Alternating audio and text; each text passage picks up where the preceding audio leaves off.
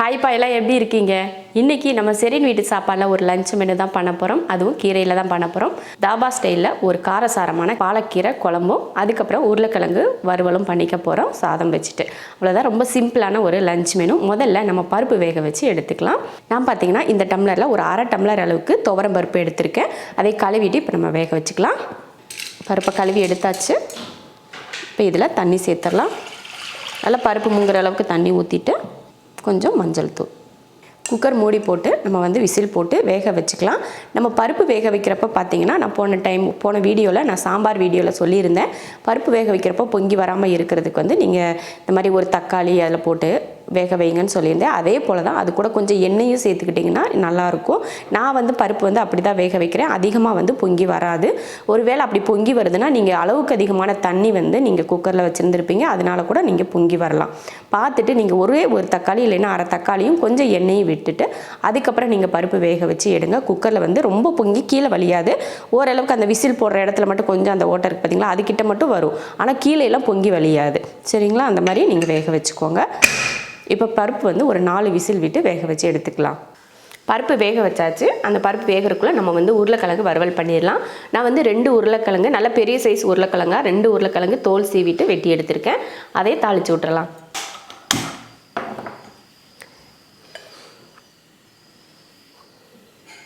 தாளிக்கிறதுக்கு எண்ணெய் ஊற்றியாச்சு. எண்ணெய் காஞ்சதுமே ஒரு 4-5 பூண்டு பல்ல தட்டியாச்சு. அதில் சேர்த்துட்டு கூடவே ஒரு பெரிய வெங்காயம்,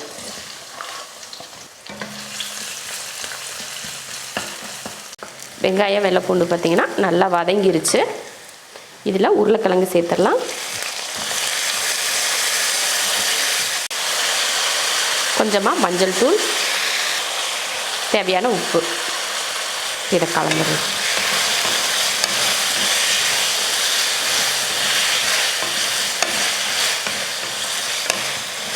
கலந்து விட்டதுக்கப்புறம் கொஞ்சமாக தண்ணி சேர்த்துக்கலாம். நம்ம கையில் இந்த மாதிரி தண்ணி தெளித்து விட்டுக்கிட்டால் போதும். ரொம்ப தண்ணியெலாம் சேர்க்கக்கூடாது.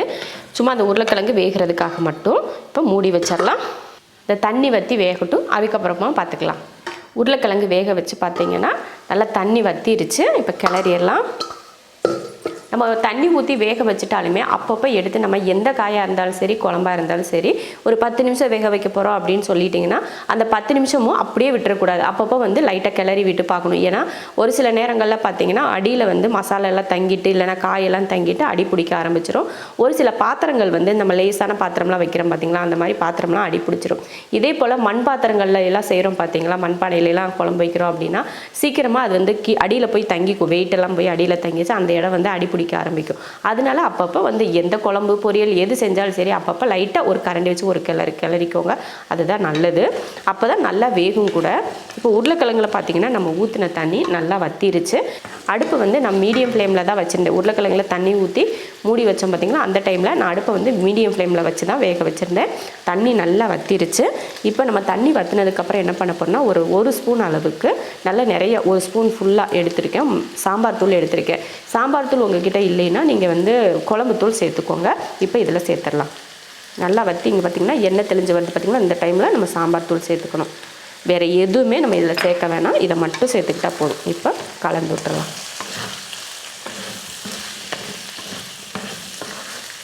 இப்போ சாம்பார் தூள் போட்டதுக்கப்புறமா அடுப்பை நான் சிம்மில் வச்சுட்டேன். சிம்மில் வச்சதுக்கப்புறம் ஒரு 3 நிமிஷத்துக்கு நல்லா இந்த சிம்லேயே வச்சு நல்லா வேக வைக்கணும். அப்போ தான் அந்த மசாலா நம்ம உருளைக்கிழங்குல நல்லா பிடிக்கும். உப்பு பிடிச்சிருக்கும், ஆனால் அதில் கொஞ்சம் காரம் ஏறணும் இல்லையா, அதனால் ஒரு 3 நிமிஷத்துக்கு அடுப்பை சிம்மில் வச்சு அதை வேக வச்சுக்கலாம். அப்பப்போ இந்த மசாலா பொடி போட்டதுக்கு அப்புறம் தான் நீங்கள் கவனமாக அப்பப்போ கிளறி கொடுத்துக்கிட்டே இருக்கணும். இல்லைன்னா வீடு ஃபுல்லாக காரமாயிடும். ஏன்னா இது சாம்பார் தூள் காரம் இருக்கும் இல்லையா, அதனால் வீடு ஃபுல்லாக காரமாக இருமல் வர ஆரம்பிச்சிடும். அதனால் பொறுமையாக அடுப்பை சிம்மில் வச்சுட்டு இந்த மாதிரி அப்பப்போ கலந்து கொடுத்துக்கிட்டே இருக்கணும். அப்போ தான் அந்த உருளைக்கிழங்குக்கு மேலே உங்களுக்கு அந்த மொறுமொறுப்பு கிடைக்கும். அப்போ சாப்பிட்றதுக்கும் ரொம்ப நல்லா சாஃப்டாகவும் இருக்கும். அதனால் சிம்மில் வச்சுட்டு இந்த மாதிரி பொறுமையாக கிளறி கொடுங்க. ஒரு 3 நிமிஷம் பார்த்திங்கன்னா ஒரு 3 நிமிஷம் கிட்ட நல்லா அந்த உருளைக்கிழங்கு இந்த மாதிரி வதக்கி விட்டாச்சு. ரொம்ப நல்லா மசாலா பிடிச்சிருக்கு பார்த்திங்களா, இந்த மாதிரி தான் இருக்கணும். அவ்வளோதான். இப்போ அடுப்பை ஆஃப் பண்ணிக்கலாம். உருளைக்கிழங்கு பார்த்திங்கன்னா ஒன்று தனித்தனியாக ஒட்டாமல் வந்திருக்கு. நல்லா வெந்து சாஃப்டாகவும் வெந்திருக்கும். அதே சமயம் மேலே அந்த உருளைக்கிழங்கு மேலே பார்க்குறப்போ லைட்டாக முறுமுறுப்பாக இருக்கிற மாதிரி இருக்கும். இப்படி வறுவல் பண்ணாதான் எந்த வெரைட்டி ரைஸ் நீங்கள் பண்ணாலும் ரொம்ப அருமையாக இருக்கும். இப்போ உருளைக்கிழங்கு வந்து ரெடி ஆயிடுச்சு, இறக்கி வச்சிடலாம். அடுத்ததாக நம்ம சாதம் வச்சு விட்டுறலாம். இந்த படியில் 1.5 படி அரிசி அரை மணி நேரமாக ஊற வச்சு எடுத்திருக்கேன். இதில் தண்ணி சேர்த்துக்கலாம். 1 2 3 தேவையான உப்பு. இப்போ குக்கர் மூடி போட்டுடலாம். அடுப்பில் வச்சு 3 விசில் விட்டு இறக்கிக்கலாம். அடுத்ததாக நம்ம பருப்பு வேக வச்சுருந்தோம் இல்லையா, பருப்பு வேக வச்சு ஸ்டீமெல்லாம் இறங்கிருச்சு. இப்போ நம்ம கீரைக்கு தாளித்து விட்டுறலாம். கீரை தாளிக்கிறதுக்கு எண்ணெய் காஞ்சதுமே 1/4 ஸ்பூன் அளவுக்கு சீரகம், கடுகு கொஞ்சம், ஒரு 4-5 பூண்டு பல்,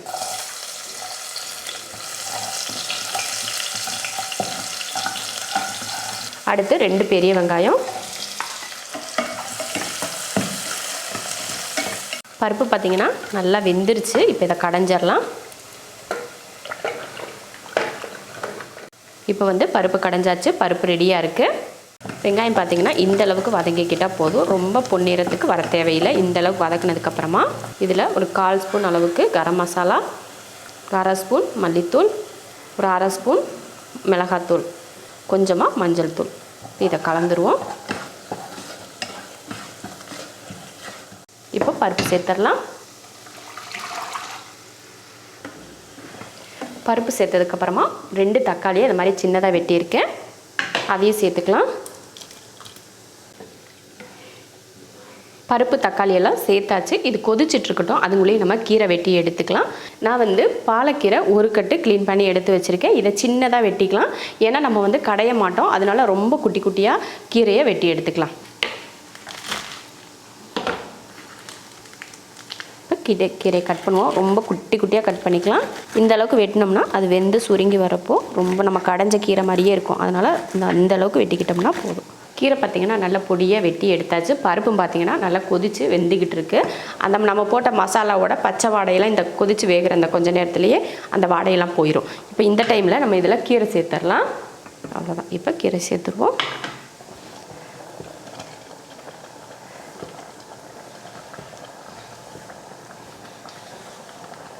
தேவையான உப்பு சேர்த்துட்டு கலந்துருவோம். கீரையை போட்டு கலந்து விட்டாச்சு. ஒரு 2லேருந்து ஒரு 3 நிமிஷத்துக்கு கீரை வேகட்டும், அதுக்கப்புறம் எடுத்து பார்த்துக்கலாம். ஏன்னா கீரை வேகிறதுக்கு வந்து ரொம்ப நேரம்லாம் எடுத்துக்காது, சட்டுன்னு வெந்துடும் இல்லையா. அதனால் ஒரு 3 நிமிஷம் போதும், அதுக்கப்புறம் தேவையில்லை. 3 நிமிஷம் வேகட்டும், எடுத்துக்கலாம். பாருங்கள், நல்லா கீரை வெந்துருச்சு. இப்போ இறக்கி வச்சிடலாம். கீரை இறக்கி வச்சாச்சு. மேலே கொஞ்சமாக தாளித்து ஊற்றிக்கலாம். கொஞ்சம் எண்ணெய் காஞ்சதுமே 1/4 ஸ்பூன் சீரகம், 2 வரமிளகாய் பொரிஞ்சிருச்சு. இப்போ ஸ்டவ் ஆஃப் பண்ணிடலாம்.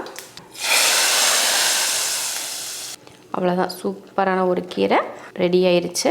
மேலே அந்த மாதிரி தாளித்து ஊற்றுனீங்கன்னா நல்ல மணமாக இருக்கும். பாலக்கீரை குழம்பு ரெடி ஆயிடுச்சு. நம்ம இப்போ வந்து கடைசியாக தாளித்து ஊற்றினோம் பார்த்திங்களா, கொஞ்சம் சீரகமும் வரமிளகாயும் போட்டு அந்த மாதிரி கடைசியாக தாளித்து ஊற்றினீங்கன்னா மனம் வந்து ரொம்ப ரொம்ப நல்லாயிருக்கும். இது சாதத்தில் ஊற்றி சுட சுட சாதம் வச்சு ஊற்றி சாப்பிட்டிங்கன்னா அவ்வளோ சூப்பராக இருக்கும். இப்போ கீரை குழம்பு ரெடி ஆயிடுச்சு, வறுவலும் ரெடி பண்ணிட்டோம். சாப்பாடு வச்சுட்டு அதோட ஸ்டீமும் இறங்கிருச்சு. இப்போ நம்ம வந்து பரிமாறிக்கலாம். அருமையான பாலக்கறி பண்ணியாச்சு.